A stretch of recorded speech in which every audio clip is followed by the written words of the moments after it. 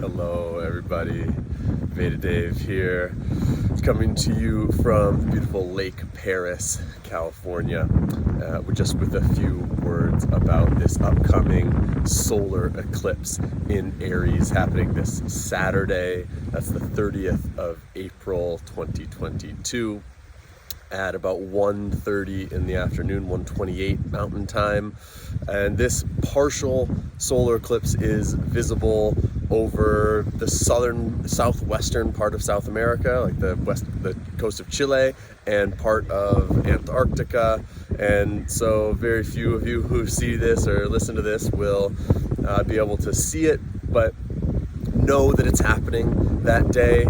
Know that our friend the sun is being eclipsed, going through a little dark night of the soul. The shadow covers up the light during an eclipse, so we want to be mindful of that. And so this eclipse happens in the sign of Aries, and this is the first eclipse since the nodes, those shadow planets, changed signs just last week, the week before. And so this moment really gives us a sense of what's to come for the next 18 months. There's really this initiation point. Well, yes, the nodes change signs, but this first eclipse kicks it off. So we're going to be paying attention to what are you feeling? What's arising within you? What sort of strange events might happen? They're like, oh, that came out of nowhere, or did it? And so just be noticing what is the quality of the content that's arising to your attention, and recognize that may be the theme for the next 18 months or so. So this is a partial solar eclipse, which if you look at the chart for this new moon, you'll see that Rahu, the north node, is about 13 degrees away from the sun and moon. So Rahu has only just entered Aries, retrograding, so going from Taurus into Aries, so it's at about 29 degrees of Aries, whereas the sun and moon are at about 16 degrees. So that's a pretty big gap. That's about half a sign away. So the shadow will not completely cover the sun, but nonetheless, it makes its mark. And so that mark at 16 degrees of Aries becomes something to watch out for the rest of the year until the next eclipse cycles in November. When any planet crosses that eclipse point, then that at 16 degrees Aries, we want to watch out for what happens. There may be some dramatic event associated with that planet. So the sun is exalted in Aries. This is the Sun King's most powerful place, where the sun is in with his military advisors and making executive decisions, and that the spark plug and the consistent fire, right? Aries is sort of this spontaneous quick burst of energy, like the spark plug that starts the engine, and then the sun is that consistent burn, that steady fire that keeps the engine going, that can drive you across the country. So the combination of those two, very, very powerful. And isn't it true that so often when we are at our most powerful, it's just at that moment when we are most vulnerable? And so this is the sun exalted being eclipsed. And so it's not, again, it's a partial eclipse, and the sun will have just moved out of Ashwini with Nakshatra, which is the precise portion of the sky where the sun is exalted. So this eclipse is in Bharani Nakshatra, which is not exact exaltation, but still the sun is exalted in Aries in general. So it's something to watch out for in terms of feeling your personal power and how it may be both really strong and vulnerable at the same time. And there's the opportunity to access some of that false egotism about like this grand self-image, but what's really underneath it. And so that sort of thing may be revealed, or these shadow parts insist on making themselves seen. That which has been suppressed has a chance to be seen during these eclipse cycles, which again can be terrifying, but it can also be a profound opportunity for growth. The things which we normally can't see, the shadow planets, usually just an invisible point out in space, are visible now. And so this represents a portal, and the question is, what will you send through the portal and what will you invite through? And so just be ready for some shadow work, and if you can embrace it as an opportunity, get curious and be grateful that you can see that which is normally unseen.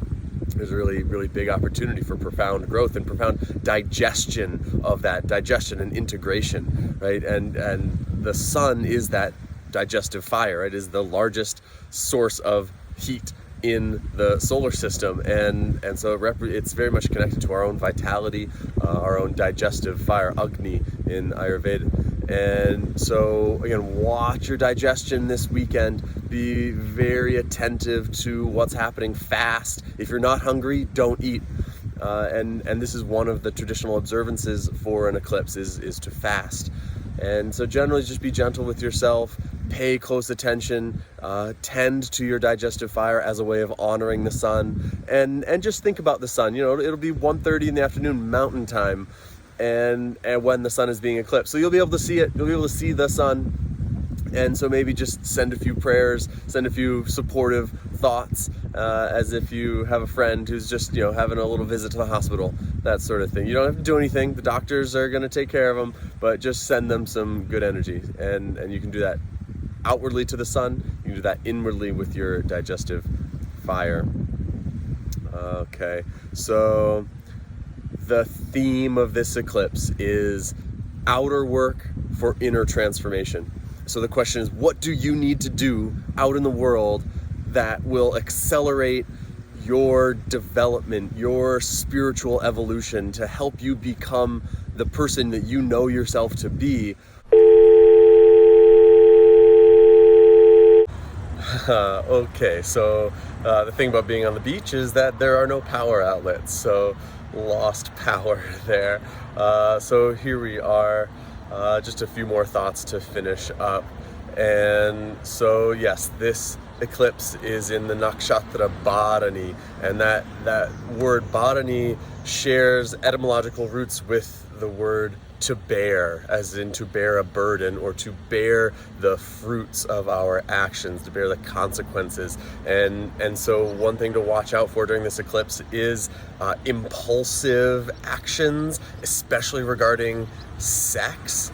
So much of our human shadow in this day and age has to do with our sexual natures. And so this is the sort of thing that is likely to arise during this eclipse. What's in that sexual shadow, and what sort of impulses or like spontaneous bursts of desire come with that? And then what are the consequences if we act on that? So this is something to track very, very carefully, where what are the secret desires that arise? Just notice. And then if you're going to act on it, what are the consequences? And in this eclipse cycle, you may not see the consequences for another 6 months to come. The Aries full moon of November 8th later this year is when we may see the consequences of what we do now. So just keep track of that. Then just know that we are in this eclipse cycle. 2 weeks from now, May 15th, we'll have a lunar eclipse. And so this period is not a time to start something that you want to last a long time. If you're, breaking ground or installing the cornerstone of a business or a project or literally a physical home, can you wait 2 weeks? Can you wait till after the lunar eclipse? That would be ideal. So that's about it. One thing is that these days, right before sunrise, there's a line of planets that you can see in the eastern sky. Saturn, Mars, Venus, and Jupiter are all in this beautiful line right across the horizon in the 2 hours before sunrise. And the moon is there right now as well. It's a very, very beautiful thing. So we want to get out and do some stargazing right before sunrise is the time to do it. And yeah, that's it. I'll see you out there. Take care of yourselves. Take care of each other. Talk to you soon.